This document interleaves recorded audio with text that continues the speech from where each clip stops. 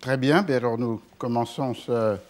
dernier cours. Je donne quelques indications sur le calendrier de cette dernière semaine. Ce soir à 16 heures, nous aurons le séminaire. Je le consacrerai à une autre étude de cas de censure des textes. Après Richard II de Shakespeare, après les essais de Montaigne à Rome. La séance sera consacrée aux éditions de Don Juan de Molière, censuré, auto-censuré ou restitué au plus près du texte qui avait été joué. Demain, nous aurons le dernier des conférences de Lodovica Braida, 14h30, salle 5. Donc, par rapport au rythme habituel des mardis, nous avons donc là un vendredi. Et le thème en sera l'auteur absent, la réflexion sur la propriété littéraire au XVIIIe siècle. Donc, un thème qui est en écho direct avec les premiers cours que j'avais faits cette année pour essayer de s'approcher d'une possible réponse de la question à la question « Qu'est-ce qu'un livre ?»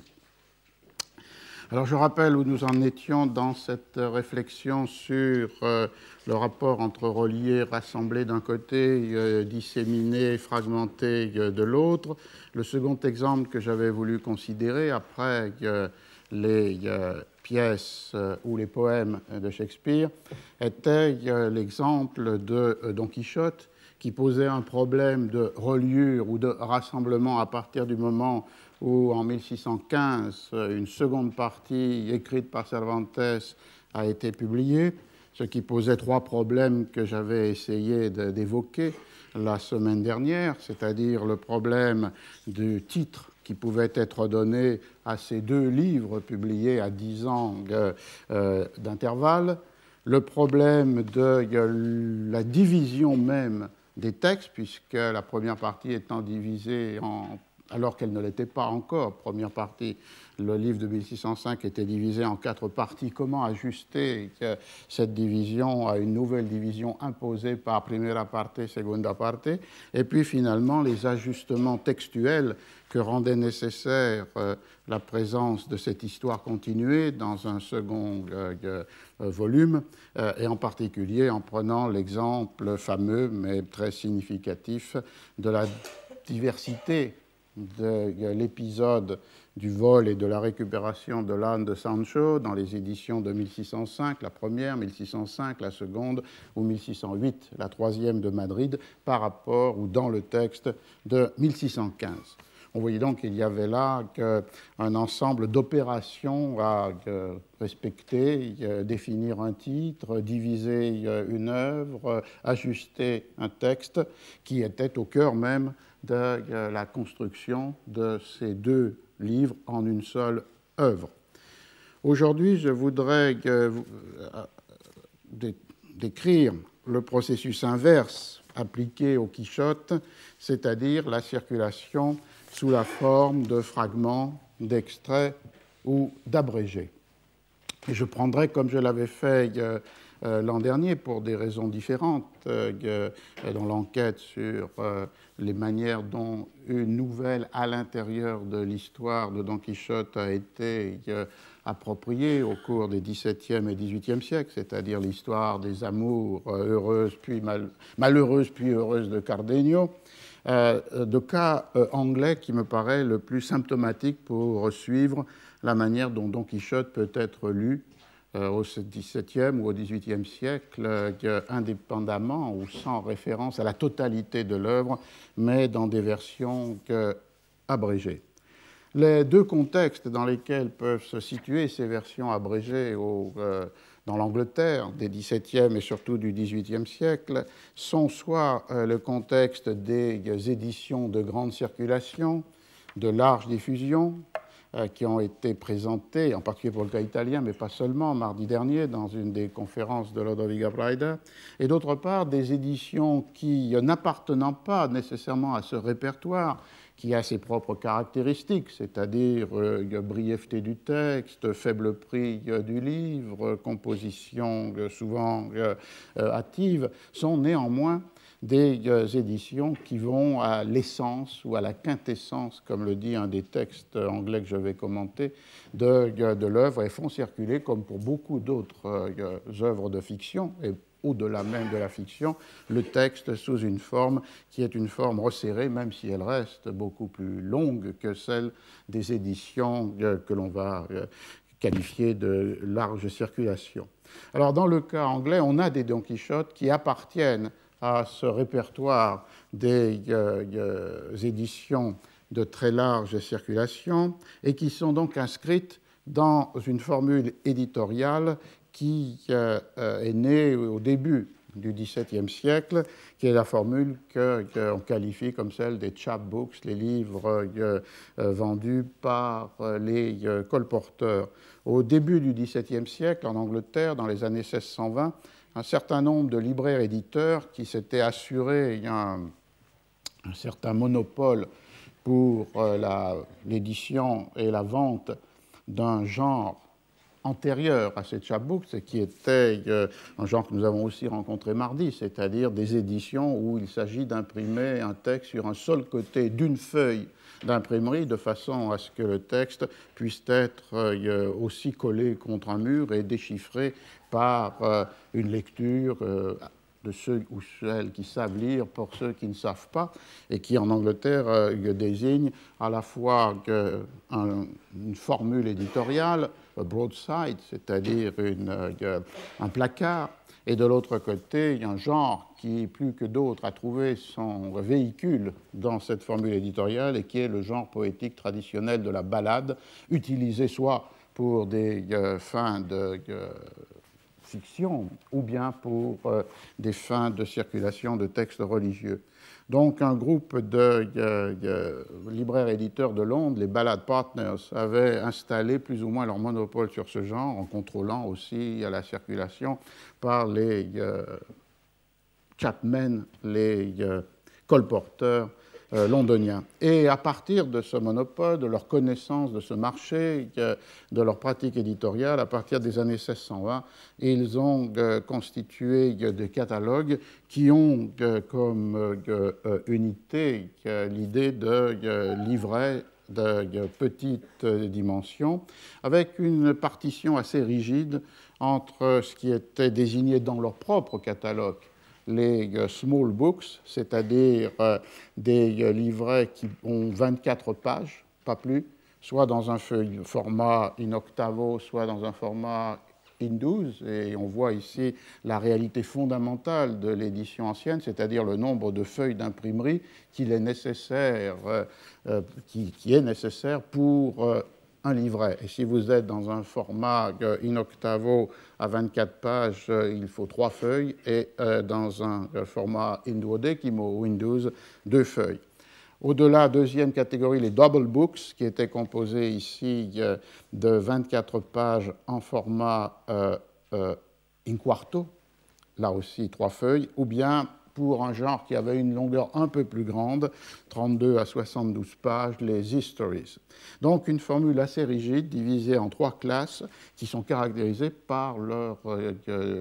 éléments matériels. Small books, double books, histories. Et la formule, comme dans le même temps, la formule de la Bibliothèque bleue de Troyes s'était emparée comme texte de textes anciens, religieux ou séculiers, appartenant à des genres extrêmement différents, mais qui avaient une forme abrégée de façon à pouvoir être imprimés à l'intérieur d'un de ces penny books, de ces livres qui se vendent bon marché, circulés par les colporteurs et qui ont des limites extrêmement strictes du point de vue de leur nombre de pages, du fait qu'ils ont des limites extrêmement strictes du nombre, en relation avec le nombre de feuilles d'imprimerie nécessaires pour les imprimer. Et ils connaissent de très gros tirages, de nombreuses rééditions, et représentent un énorme marché. Et une des historiennes qui a étudié ce corpus, Margaret Spurford, estimait que vers 1660, au milieu du XVIIe siècle, il y avait un chapbook pour 12 familles dans l'Angleterre du temps. Or, dans ce répertoire, les livres de chevalerie sont entrés massivement, que ce soit des titres anciens, appartenant à la tradition anglaise, comme Guy of Warwick ou Bevis of Hampton, que ce soit des traductions des caballerías, des livres de chevalerie espagnols, comme les traductions de l'Amadis de Gaulle, du Palmerin of England ou de Don Bellianis of Greece, ou bien des textes anglais qui imitent les genres, soit traditionnels de la littérature chevaleresque en Angleterre, soit les traductions des romans de chevalerie castillans, comme par exemple The Seven Champions of Christendom, les 7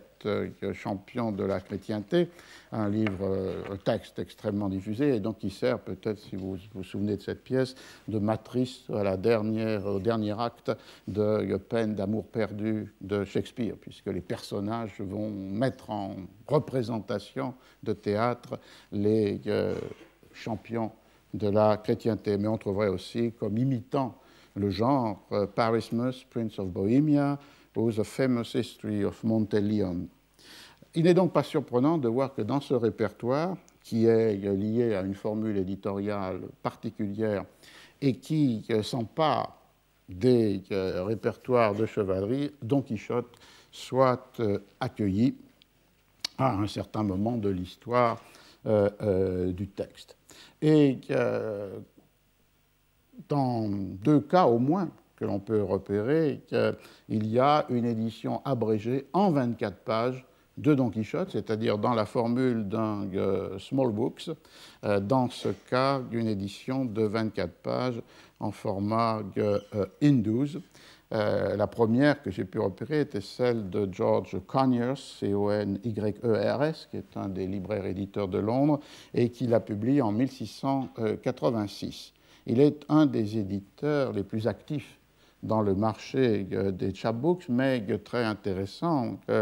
Il est aussi un éditeur qui publie des livres qui n'entrent pas dans cette catégorie, comme par exemple une traduction de Don Quichotte, celle de 1700 du Stevens. Et d'autre part, ça a un autre signe intéressant dans la géographie des libraires de Londres. Ceux qui sont spécialisés plus strictement dans le marché des livres de grande diffusion sont en général installés sur le pont de Londres ou près du marché de West Smithfield, qui sont les 2 lieux où les colporteurs ont l'habitude de se réunir et viennent chercher les livres qu'ils vont ensuite colporter dans la ville ou dans le pays. Alors que Conyers est installé, lui, pas très loin de la cathédrale de Saint-Paul, qui est un lieu aussi, un peu comme la rue Saint-Jacques ou d'autres lieux de regroupement des libraires, mais qui ne sont pas spécialisés strictement dans ce marché des livres de grande circulation, mais qui pour autant ne peuvent y entrer lorsqu'ils pensent qu'un titre peut être rentable dans cette modalité d'édition et dans cette forme de circulation. Alors lorsqu'on regarde ce petit livret, donc Indus de 24 pages, on voit que le titre est The Famous History of Don Quixote de la Mancha, ce qui rappelle à la fois le terme de history, la catégorie dans laquelle Cervantes lui-même et ses héritiers ont voulu situer le texte, c'est-à-dire dans la catégorie d'une histoire qui peut jouer avec la relation avec la vérité de ce qui est advenu, et d'autre part le fait que ce fameux, on est en 1686, le texte a déjà largement circulé dans toutes sortes de formes, et donc il a acquis la renommée désignée par l'adjectif. Et comme beaucoup de textes, de titres qui vont suivre ou qui accompagnent ces éditions, la distinction est opérée au titre entre, d'un côté, ce qui est lié avec le chevalier errant, les aventures et les exploits, qui sont qualifiés de strange, de wonderful, et qui sont énumérés au titre comme les rencontres qu'il a eues supposément avec des armées, des géants, des châteaux enchantés, des chevaliers, et de l'autre côté, comme le contrepoint de ces exploits inscrits dans cette tradition chevaleresque même parodiée, les merry humors, les humeurs joyeuses de Sancho. Et au titre, l'idée que le livre est plaisant et profitable, plaisant parce qu'il divertit et utile parce qu'il met en garde. Un second exemple de small books, de version très abrégée du Don Quichotte en format in-12 est plus ou moins contemporain, autour de 1700, et il est dû ici à un libraire-éditeur, Green, qui lui a sa boutique sur le London Bridge, sur le pont de Londres, et qui donc est spécialisé dans le marché qui est celui du colportage. Le titre est une variation sur le premier titre, The History of the Ever-Renowned Knight Don Quixote de la Mancha. Il y a toujours une histoire et d'autre part toujours un chevalier qui est illustre à jamais, ever renowned. Et là encore, il y a le contraste au titre entre les achievements, les adventures, qui sont celles du chevalier, les hauts faits, les exploits désignés comme wonderful, le même adjectif, et d'autre part les pleasant humors de son fidèle écuyer. Et pour attirer l'acheteur, puisqu'il y a là des stratégies de marketing, de vente de ces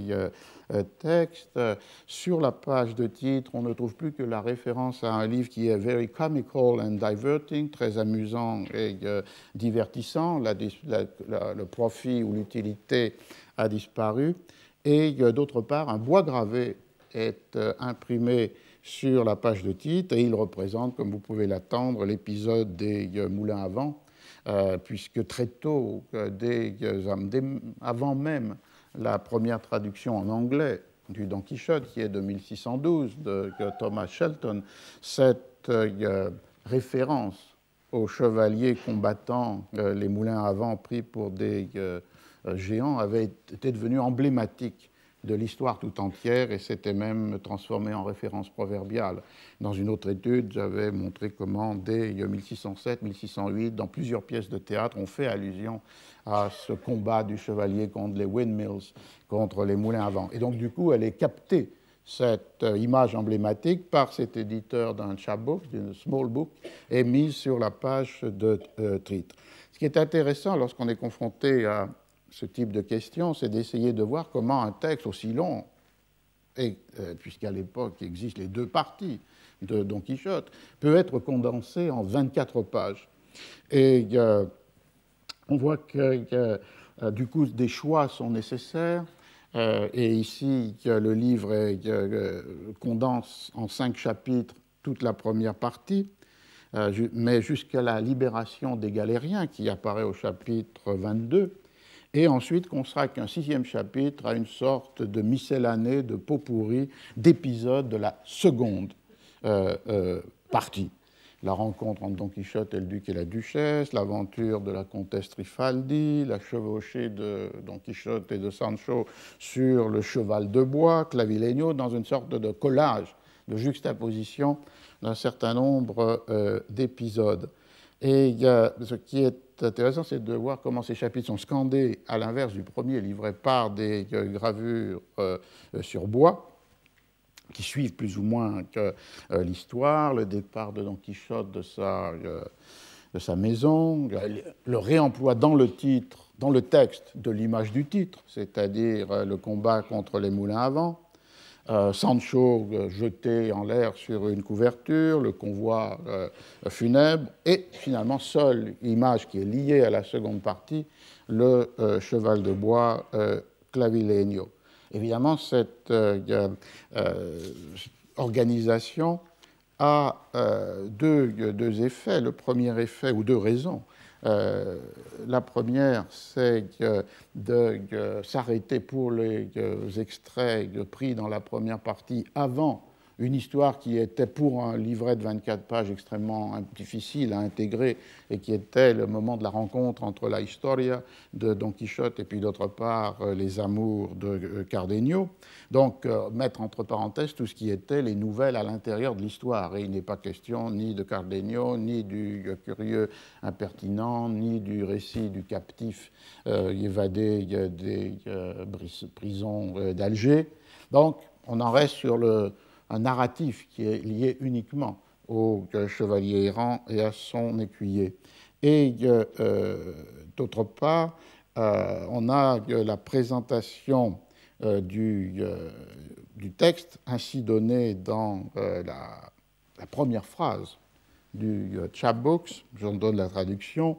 parmi d'autres personnes réputées, dont les actions ont assuré l'immortelle renommée dans le monde et qui surprennent avec émerveillement et étonnement tous ceux qui lisent la relation de leur extraordinaire prouesse, il n'en est pas de plus remarquable que Don Quichotte, le sujet de cette histoire, qui était un gentleman qui vivait dans un ancien village de la Mancha, en Espagne, un homme si extrêmement adonné à la lecture des romans et d'autres livres traitant de la chevalerie errante qu'il résolut pour finir de la mettre en pratique lui-même et de se faire lui-même plus fameux que ses héros dont il avait lu les romanesques légendes et dont il avait une si haute opinion que, toujours, il parlait d'eux avec la plus profonde révérence et il prenait très mal d'entendre mettre en question la vérité de ce qui avait été conservé de leur louange. Oui, si grande était sa crédulité en ces choses qu'il allait jusqu'à se souvenir de la véracité de Tom Thumb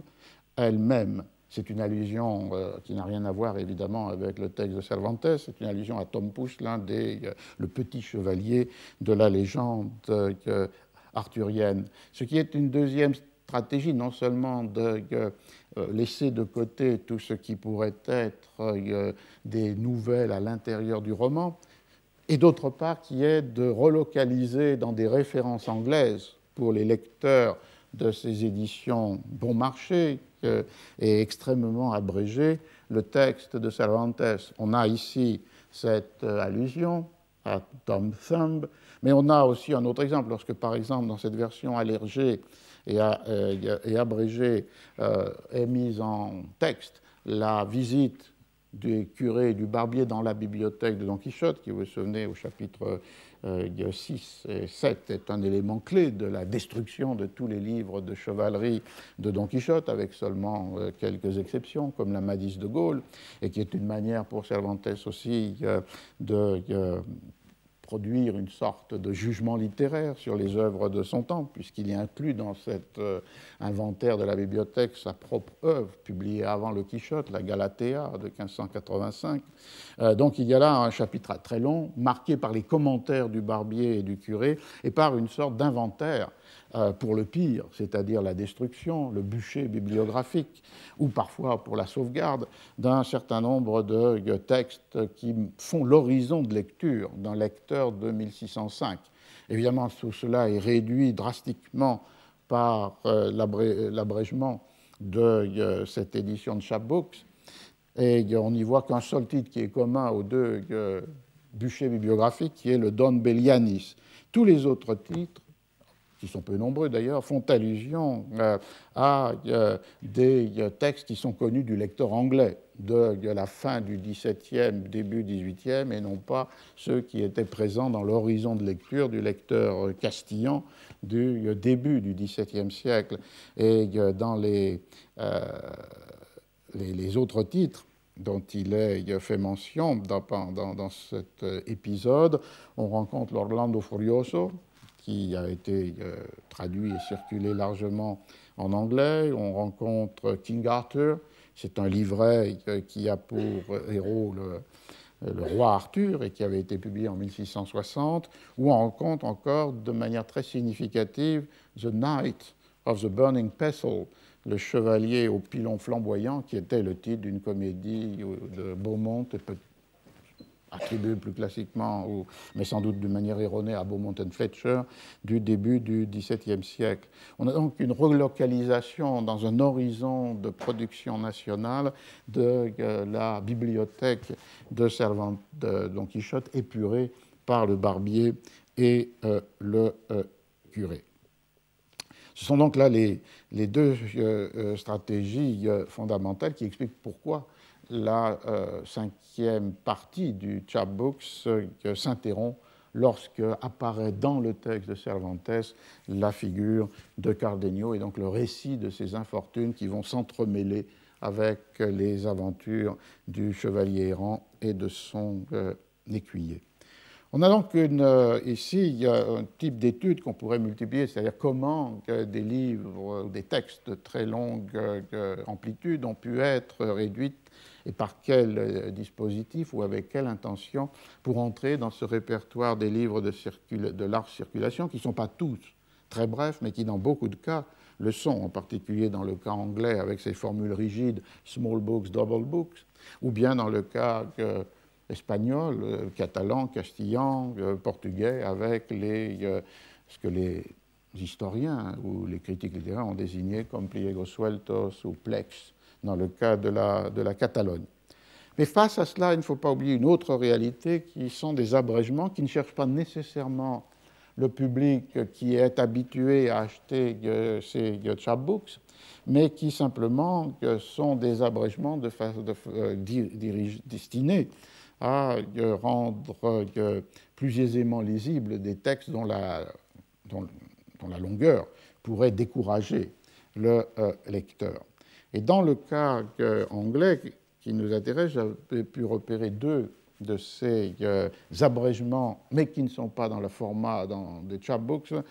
dans l'Angleterre de la fin du XVIIe siècle. En 1689, c'est le premier exemple, un libraire-éditeur qui s'appelle Benjamin Crayle, C-R-A-Y-L-E, qui a une boutique avec l'enseigne du Peacock and the Bible, le paon et la Bible, et qui est installé, lui, près de la cathédrale de Saint-Paul, publie un Don Quichotte en format in-12, in-duodécimo, comme les small books, mais qui a 200 pages, et qui est intitulé « The Delightful History of Don Quixote ».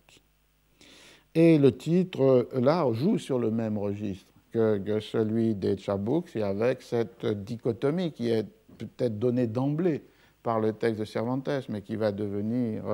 l'élément d'identification sur lequel on peut jouer à l'infini, c'est-à-dire d'un côté, avec la parodie, les nobles exploits du plus fameux baron de la Manche, ici, Don Quichotte n'est plus un gentleman, mais il est devenu un baron, et avec donc, ce répertoire chevaleresque mis à l'envers par la parodie et la moquerie, et d'autre part les humeurs comiques de son facétieux écuyer. Le registre est délibérément parodique, évidemment, d'entrée de jeu, avec les adjectifs qui sont assignés aux exploits du baron Don Quichotte, noble, surprising, daring, valiant, various, wonderful, mais aussi avec le rappel d'un autre registre de réception du texte qui est cette histoire célèbre et pas moins que plaisante que sérieusement, gravement morale. Le registre de l'utilité, le registre de la moralité reste toujours présent dans ces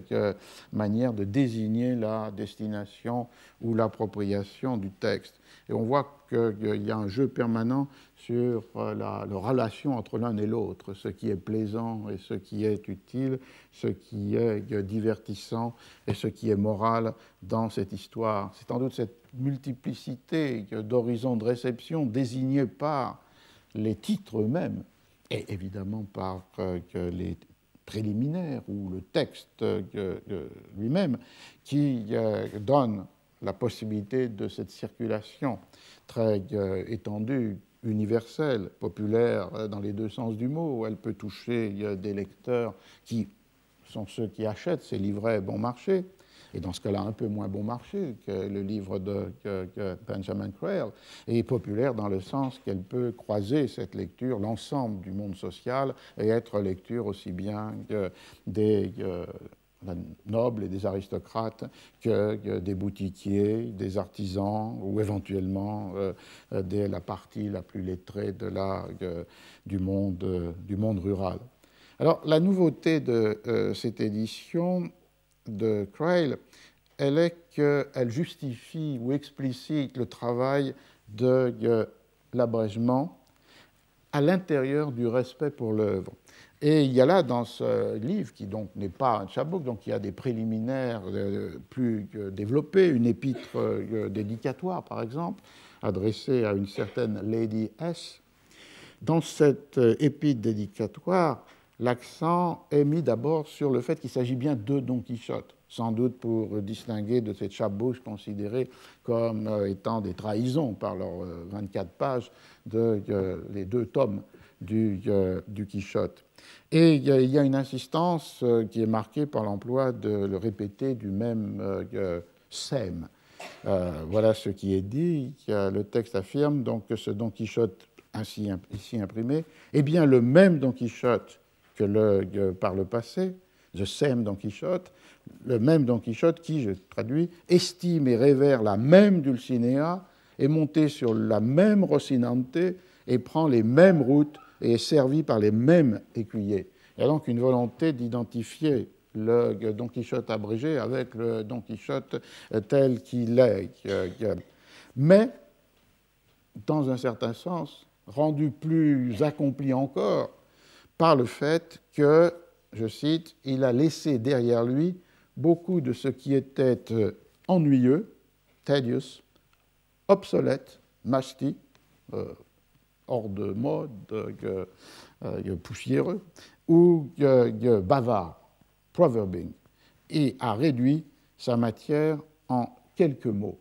Donc il y a comme la revendication qu'il s'agit bien du même Don Quichotte, mais pratique, dans un certain sens même encore plus fidèle à son originalité ou sa première inspiration, puisque tout ce qui pouvait être embarrassant, tout ce qui pouvait être ces longs discours, proverbing, en particulier ceux de Sancho ou ceux même de Don Quichotte, et tout ce qui pouvait paraître comme d'ennuyeuses digressions, ont été mises de côté. Don Quichotte est désormais, comme dit ce texte, un active and not talkative hero. C'est un héros qui agit plus qu'il ne discourt et qu'il fait plus qu'il ne dit. Et du coup, la stratégie d'abrégement ici est d'évacuer tous ces longs discours, ces propos, ces dialogues échangés entre Don Quichotte et Sancho, mais aussi entre Don Quichotte et de nombreux autres personnages. Et la préface, cette adresse à Lady Hesse, termine par, en un mot, c'est seulement la verbosité, garrulity, ce vice du raisonneur que nous avons évité. Il s'agit finalement de rapatrier l'histoire dans ces épisodes d'une narration plaisante, divertissante, parodique, et de l'épurer. Dans ce cas-là, non pas des nouvelles qui pouvaient être inscrites à l'intérieur du texte, puisque le texte considère Cardenio, Dorothea, Lucinda et Fernando, mais de mettre de côté tout ce qui était discours, tout ce qui était talkative, tout ce qui était proverbing dans le Don Quichotte de Cervantes. La nouveauté annoncée par Benjamin Creil et qui est associée dans cette édition avec une liste des livres qu'il publie en même temps, permet de comprendre la logique éditoriale. Je crois qu'un des traits intéressants, et tout à fait dans l'histoire du livre contemporaine, est d'avoir restitué, après avoir porté l'attention sur la figure, évidemment, des auteurs des textes, sur la figure des censeurs des livres, sur la figure des correcteurs ou compositeurs qui établissent le texte qui va être imprimé, de redonner une certaine visibilité aux libraires éditeurs, c'est-à-dire aux politiques éditoriales de ces libraires éditeurs des XVIe, XVIIe, voire XVIIIe siècle, qui avaient pu être effacés dans la mesure où, d'une part, l'autonomie de l'édition n'existe pas, donc très généralement, pas seulement, mais très généralement, l'éditeur est un libraire et que du coup, on pouvait penser qu'il s'agissait plus d'un marché, d'un négoce que d'une intention d'édition. Ce qui n'est pas vrai. On peut repérer que des logiques dans les catalogues que construisent les libraires-éditeurs, même si parfois ils sont amenés à publier de manière un peu indiscriminée les livres qui se vendent. Néanmoins, il y a toujours un noyau d'éditions qui ont une certaine logique. Et là, on le voit lorsqu'on regarde les livres qu'annoncent en même temps qu'ils publient ce Don Quichotte Benjamin Crale, on voit qu'il se situe dans un répertoire qui n'est pas celui des libraires-éditeurs des livres de colportage. Il publie plusieurs volumes d'histoire tragique, qui est un genre tout à fait à la mode, dominant au XVIIe, début XVIIIe siècle. Il publie des livres de médecine pratique, des livres de piété, ou même des livres de savoir, les chroniques d'Angleterre, un dictionnaire géographique. On voit donc que certains genres peuvent se retrouver dans le répertoire des chapbooks, mais les titres ici sont différents, et d'ailleurs les prix beaucoup plus élevés que ceux des small books ou des double books. Et l'effet de cela est, en dépit de la revendication de la sameness, du fait qu'il s'agit bien toujours du même Don Quichotte, au-delà de cette revendication, de cette affirmation, on voit qu'il y a de profondes transformations du texte rendues nécessaires par cet abrégement, ici non pas en 24 pages, mais en 200 pages. Par exemple, dans l'épuration de la bibliothèque, tous les commentaires faits par le curé et le barbier ont disparu, l'épisode se réduit à 2 pages et moins d'une dizaine de titres se trouvent cités. Ou bien lorsque, à la fin de l'histoire des amours de Cardenio et Lucinda, Fernando et Dorothea, les jeunes gens se retrouvent, l'auteur du texte, donc de l'abrégement, déclare « Je ne vous entretiendrai pas ici avec les multiples et longs discours entre Mrs. Dorothy et Don Ferdinand, Dorothea et Fernando, mais j'irai en hâte au résultat de la rencontre, savoir que Fernando retrouve la jeune femme à qui il avait promis le mariage et que Cardenio retrouve son incomparable Lucinda. On voit ici que se réduit en quelques lignes, liées au dénouement, ce qui, dans le texte de Cervantes, se déploie à travers une série de dialogues marqués par les supplications, les repentirs, les pardons, et dans des échanges en style direct qui sont là transformés en une narration à la troisième personne. Et les événements qui suivent sont traités de la même manière. Voilà ce qu'indique le livret. Le fameux Cide Hamete, le Cide Hamete Benjeri, de l'autorité duquel dépend tellement la vérité de cette histoire réelle, a bourré, a bourré ici presque chaque page avec de nouvelles aventures advenues dans l'auberge, mais nous, par souci de brièveté, passerons directement aux 2 dernières qui sont effectivement très remarquables, for the sake of brevity. Et donc il y a là aussi une réécriture du texte qui abrège tous des épisodes paraissant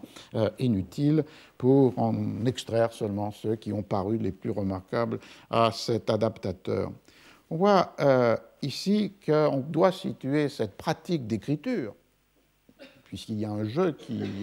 dit écrire, qui écrit ce qui a déjà été écrit, mais qui l'abrège et le transforme. On doit inscrire cette pratique dans un paradigme beaucoup plus large, qui est celui que je discute dans ce cours, c'est-à-dire le fait de l'abrégement d'œuvres considérées comme longues, voire trop longues. Et cette modalité de publication n'est en rien propre au Quichotte dans le cadre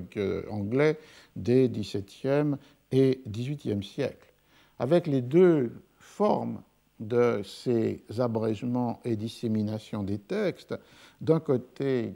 la contraction drastique des épisodes d'un récit, et de l'autre côté, la transformation des dialogues, que ce soit des dialogues en style direct ou que ce soit les dialogues établis par l'échange de lettres, transformés en des narrations avec un narrateur qui décrit les événements, mais donc qui ne donne plus ni la parole ni la plume aux personnages. Alors ces doubles dispositifs, contraction et transformation en une narration au style indirect d'échanges qui pouvaient être épistolaires ou verbaux, vont s'emparer des romans du XVIIIe siècle et en particulier des romans de Richardson qui, à partir de Pamela, publié en 1740, suivi par Clarissa et par Charles Grandison, vont ouvrir une nouvelle voie pour le roman du XVIIIe siècle, tous dans une forme épistolaire et tous avec une très grande longueur. Ce que l'on peut observer dans le cas des romans de Richardson, c'est une double stratégie d'abrégement, l'une qui peut conduire jusqu'au chapbook et qui est celle de la contraction du texte, de la suppression de la forme épistolaire et de la proposition d'une narration brève, et l'autre qui nous met en relation avec ce que nous avons étudié ici avec Shakespeare, c'est-à-dire une forme d'anthologie qui va extraire du texte des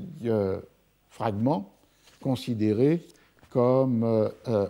exemplaires.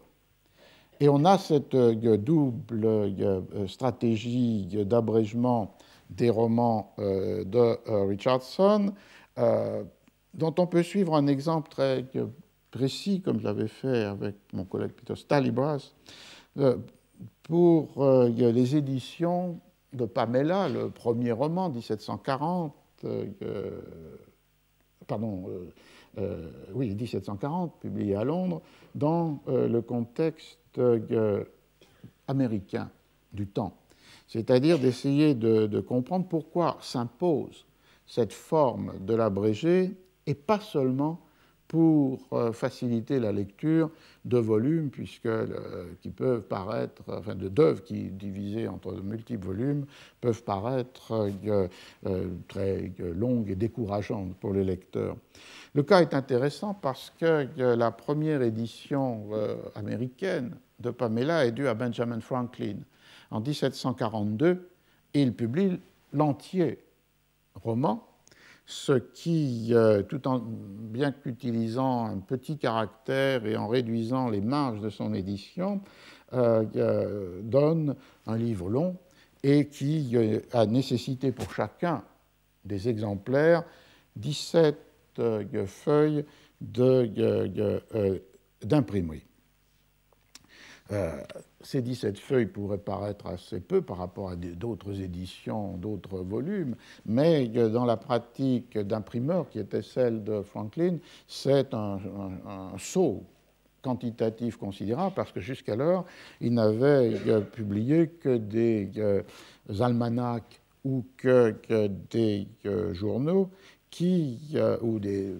libelles qui ne dépassaient pas que de 4 feuilles d'imprimerie, et plus souvent une ou deux. C'est donc une énorme mise de fonds, puisque le papier représente entre 50 et 60% de l'investissement nécessaire pour publier un livre, et une mise de fonds qui ne va donner qu'un succès tout à fait médiocre. L'écoulement de cette édition de Pamela de Franklin à Philadelphie,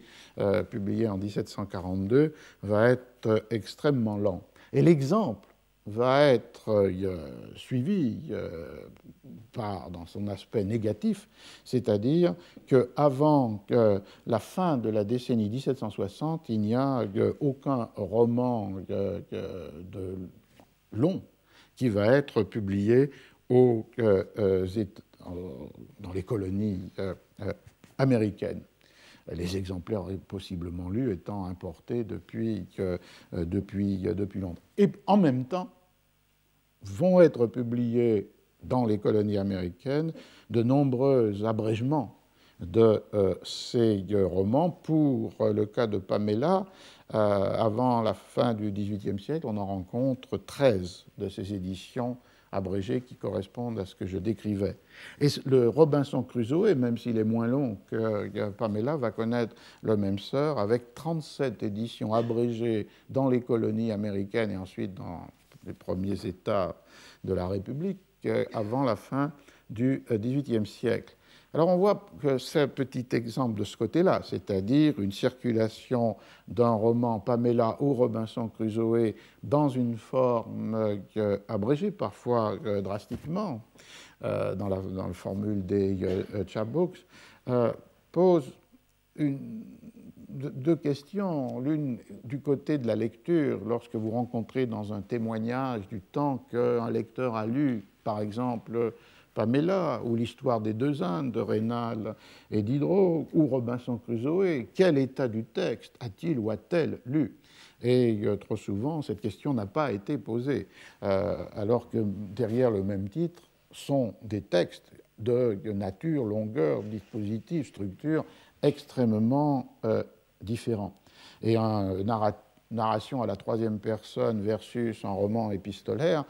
évidemment, n'implique pas le même horizon d'attente, la même appropriation par le lecteur, la même construction de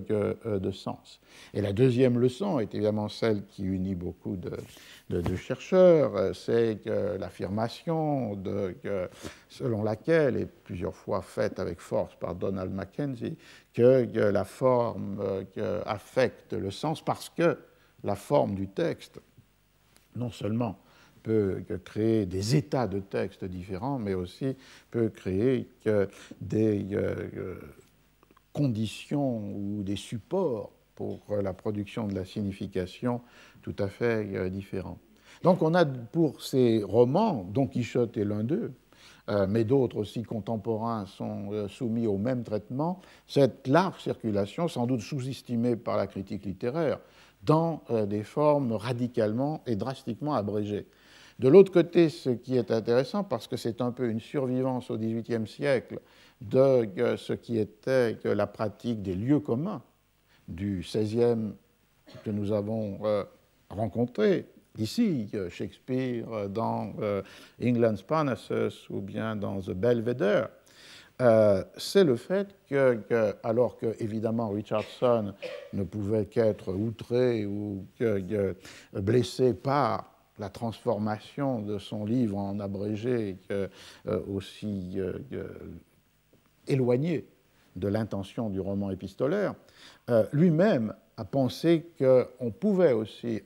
donner Pamela, et puis ensuite Clarissa, et puis ensuite Sir Charles Grandison, dans une forme abrégée, mais qui n'a pas la structure qui est celle d'une narration brève, mais qui est une structure parallèle à celle du roman dans son intégrité, c'est-à-dire les extraits de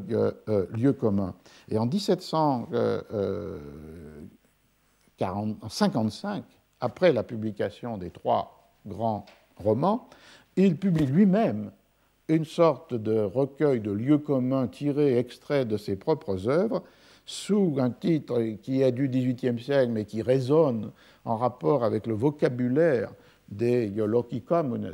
du XVIe siècle. Le volume publié par Richardson a pour titre « A collection of the moral and instructive sentiments, maxims, cautions and reflections ». Donc une collection des sentiments moraux et instructifs, mais pas seulement des sentiments, des maximes, des avertissements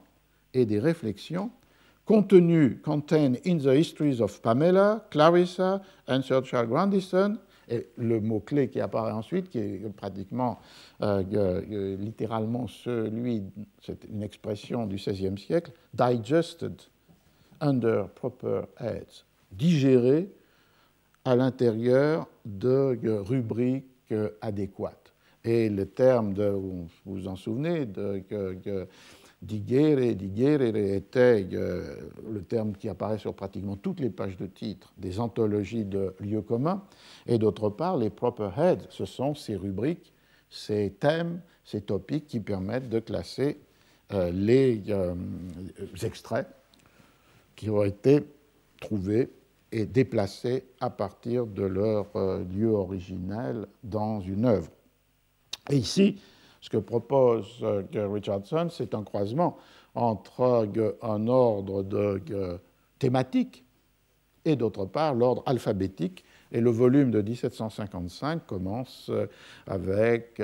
des rubriques telles que adresse pour l'homme riche, adversité, avis pour une jeune femme mariée, et se termine avec volupté, wife, épouse, wit, l'esprit, writers, écrivain, and youth, la jeunesse. Et donc, du coup, on a dans la volonté même de Richardson cette idée de l'abrégement, mais qui n'est pas exclusive de la lecture de ces livres, mais qui permet une entrée différente sous la forme du démembrement, de la dissémination du texte lui-même. On voit donc que le problème ici qui est posé, qu'est-ce qu'un livre, se déplace sur qu'est-ce qu'une œuvre, qu'est-ce que Pamela, ou qu'est-ce que Don Quichotte, en relation avec la pluralité des formes, non seulement matérielles, mais aussi textuelles, qui sont celles de ces œuvres. Est-ce que Pamela est cette œuvre circulée dans une série de plusieurs volumes qui correspondent à chacun des titres des romans? Est-ce que ces abrégements dans les formes des livrets de la circulation? Est-ce que c'est cette anthologie de lieux communs moraux et instructifs? Ou même, parfois, la circulation de l'œuvre peut trouver à se loger dans des extraits qui sont des extraits non pas voulus par l'auteur, non pas gouvernés par la pratique des lieux communs, mais qui peuvent être liés à une forme de censure. Il y a, après la publication de Pamela, un petit volume qui s'appelle Pamela Censured, Pamela censurée, et qui est qui est une critique, condamnation morale du texte, mais qui en même temps donne des extraits, rassemble tout ce qui lui paraît le plus immoral dans Pamela, ce qui fait que ça devient une anthologie à son tour, non pas des lieux communs moraux et instructifs, mais des passages les plus séduisants ou les plus excitants, au moins selon les critères de ce lecteur du XVIIIe siècle, dans Pamela. On voit donc que la question initiale, qu'est-ce qu'un livre,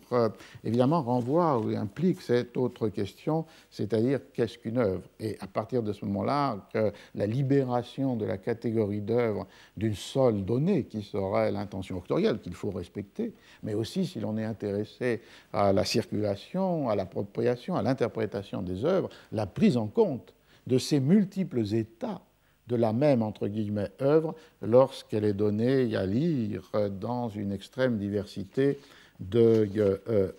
textes. Je termine avec le deuxième et dernier exemple de ces abrégements qui ne sont pas en forme de chapbooks, mais qui sont en même temps, dans le cas anglais. C'est en 1699 un autre Don Quichotte publié pour le libraire éditeur Boddington. Et la préface destinée au lecteur désigne, avec un mot qui m'a attiré, intéressé, le texte comme étant la quintessence, la quintessence du Don Quichotte. On y retrouve les mêmes données fondamentales que j'ai déjà évoquées, c'est-à-dire l'opposition entre les Wonderful Adventures and Achievements du l'Hidalgo et d'autre part les humeurs comiques de son écuyer.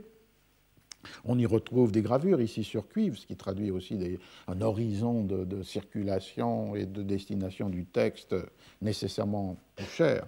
qui est différent de celui des chapbooks. Et on y retrouve la même insistance contradictoire sur la complétude de l'œuvre, respectée par cette quintessence, ou cette quintessence, et de l'autre côté, le texte lui-même, tel qu'il est donné à lire, contracté et abrégé. Sur la page de titre, l'ouvrage est annoncé comme étant une histoire entière, entire history, of all les mémorables actions qui ont été rapportées d'eux, c'est-à-dire de Don Quichotte et de Sancho. Mais la préface indique que si l'histoire est entière, néanmoins, elle a été réduite à son essentiel, ou peut-être, non pas néanmoins, mais parce qu'elle a été réduite à son essentiel. Je traduis, vous avez dans ces quelques feuilles, le livre est en format N12 et il comprend 204 pages, pratiquement le même format que le précédent que j'ai évoqué, ce qui correspondrait ici à 8 feuilles et demie d'imprimerie. Vous avez dans ces quelques feuilles la première et la seconde partie de Don Quichotte, contractées à partir de l'original,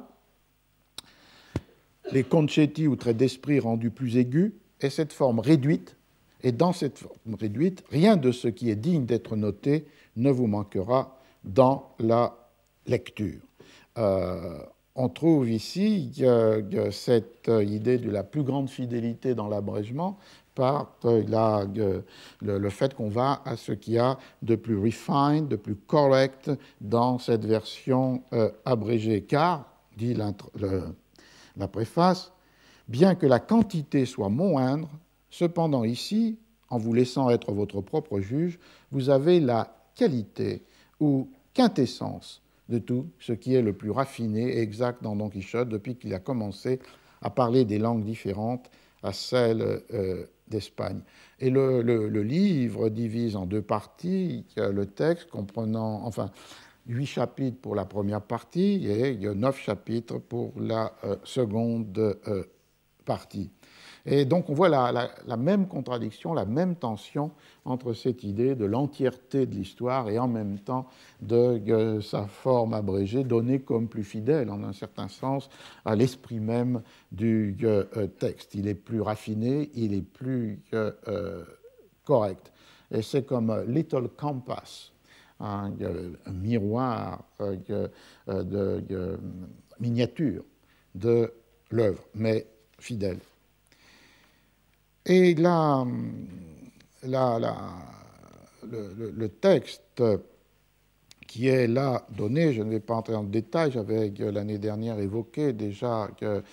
ce texte implique la présence des nouvelles, en particulier celles de Cardenio dans l'histoire. Il n'y a donc pas d'abrégement par suppression entière d'épisodes à l'intérieur de l'histoire, mais cette sorte de réduction du texte, soulignant en même temps, comme les autres textes du XVIIIe siècle qu'on a rencontrés, la double caractéristique du Quichotte, c'est-à-dire plaisant et divertissant. La moralité de l'histoire est pratiquement à égalité avec son aspect divertissant. Les pièces préliminaires indiquent que ce livre est centré, fondé sur une solide moralité, parce qu'il expose, il rend visible la folie et indique les moyens de l'éviter. Et il y a comme une épitaphe supposée qui aurait été gravée sur le tombeau de Don Quichotte, qui dans cette version est enterré avec ses ancêtres dans la cathédrale de la Mancha, et qui est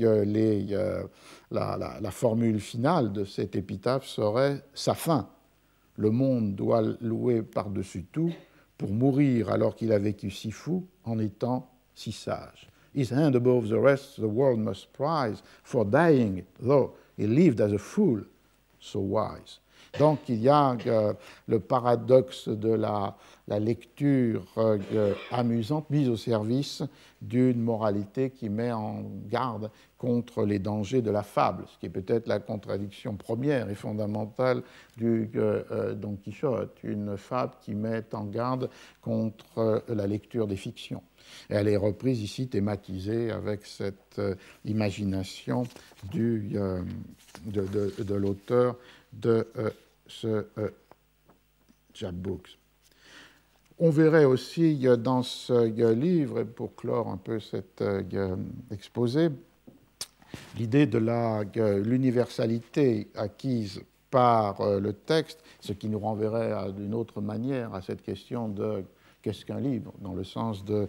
qu'est-ce qu'une œuvre. Le poème liminaire, Don Quichotte de la Manche, adressé au lecteur anglais, souligne que ce texte a été et est à présent si hautement estimé qu'on peut le trouver dans la plupart des langues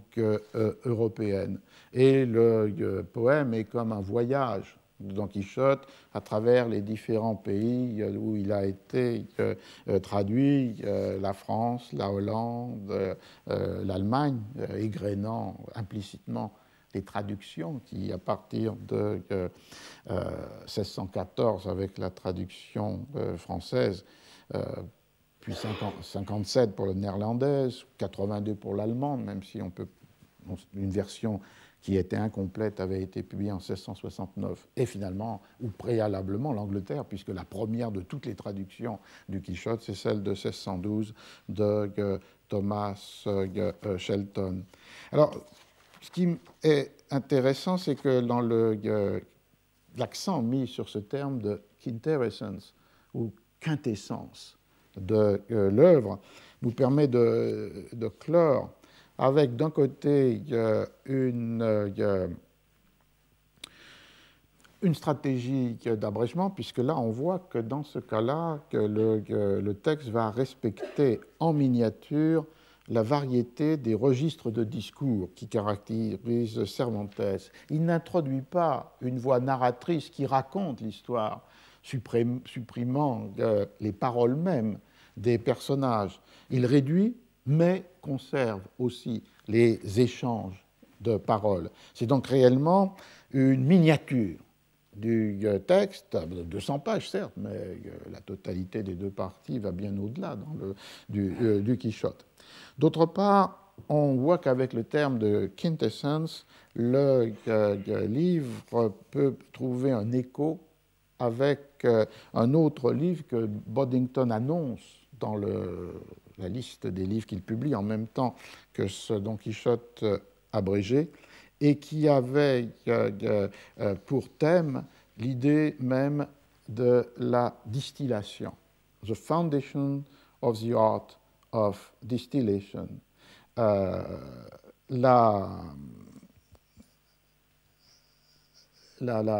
L'idée de la distillation est l'idée qui régit cette idée d'extraire la quintessence d'une matière pour en garder ce qu'il y a de plus précieux. Et c'est sans doute pourquoi, dans le registre du XVIIIe siècle, je termine avec cela, non seulement on peut retrouver la présence de ces formes d'abrégement narratif, on peut retrouver la longue durée de la technique intellectuelle des lieux communs, mais on peut aussi retrouver ce qui était ce vocabulaire de la parfumerie, ce vocabulaire des essences qui est caractéristique d'un certain nombre de commerces de luxe du XVIIIe siècle et qui est ici déplacé sur le commerce des textes, avec cette idée que finalement que les œuvres peuvent circuler prises dans leur gang, mais qu'elles peuvent ou doivent aussi circuler dans la forme plus aiguë, comme disait le texte que j'ai cité, de l'œuvre comme étant distillée. Et je pense que pour le XVIIIe siècle, l'analyse des différentes formes textuelles de cette distillation des œuvres écrites pourrait être un chemin intéressant à suivre pour donner une autre figure historique à ce thème qui me semble fondamental, qui est la tension entre la prolifération et la raréfaction, pour parler comme Foucault, la constitution de l'œuvre comme œuvre et de l'œuvre comme œuvre complète d'un côté, et de l'autre côté la circulation sous la forme des citations, des fragments, des extraits, des abrégés, et qui est une donnée structurale peut-être du monde de la culture écrite, mais qui trouve, selon les temps et les lieux, des formes de réalisation, et dans ce cas de distillation, qui méritent d'être analysées dans leur spécificité. Donc je vais en rester là, et dans la dernière heure, de façon à relier ces exposés historiques, naviguant entre le XVIe et XVIIIe siècle, avec un certain nombre de questions qui sont posées sur le présent, j'aimerais repartir de cette tension-là entre la totalité et le fragment pour entrer dans un certain nombre des inquiétudes ou des problèmes qui sont posés aujourd'hui à la culture écrite par l'introduction d'une nouvelle forme de son inscription, de sa communication et de sa lecture, et qui est liée avec le monde numérique et le monde de la culture digitale. Donc, on peut prendre une petite pause jusqu'à 11h12, puisque nous avons là, avec cette horloge qui se trouve ici.